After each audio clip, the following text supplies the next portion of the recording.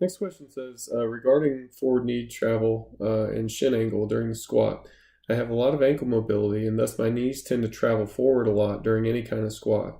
Unfortunately, this might be causing a bit of knee pain, tendonitis type, and during the squat when I'm coming out of the bottom, my knees travel back as my back and glutes take over. Should I be more concerned about my knee travel? Try to sit back more, or should I try to keep my knees forward as I come out of the hole? Should I experiment with different stance width? Um, the answer to your question really lies in the bottom position.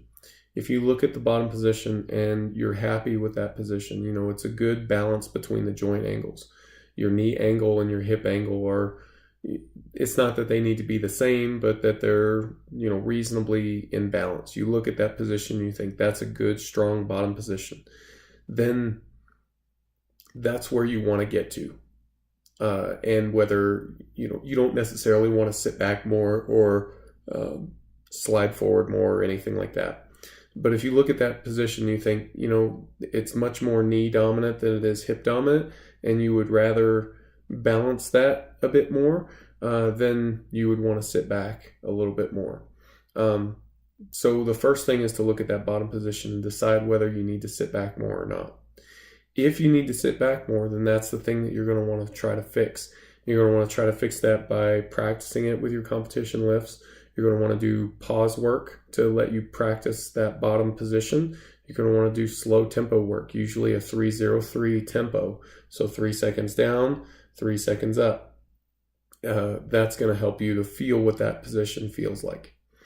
If that's not the problem, if your bottom position looks good, then I would try to correct this chest fall pattern that you've got. So the chest fall pattern is one where when you hit the bottom, your knees go back and your hips come up without the barbell really moving as much as it should.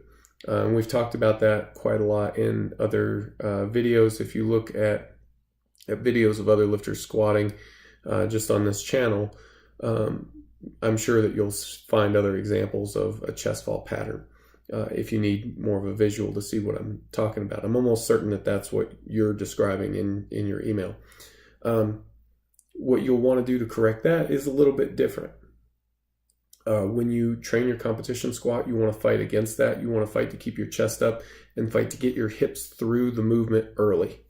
When you train your assistance work, you'll want to favor things more like pin squats, safety bar squats if you have one, high bar squats, things like that.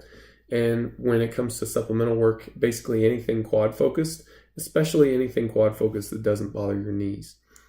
So the knee thing is going to probably be the biggest limiter in terms of movement selection. But if you have a belt squat or a front squat or single leg movements, you know, all those things tend to be good choices. You want to basically build up the quads. So that's where I would start. If your knee pain is becoming aggravating, it's limiting to the point where you can't really train how you want to train, let me know and we'll try to find some other ways around, or not ways around it, but ways to deal with it a little bit more head on.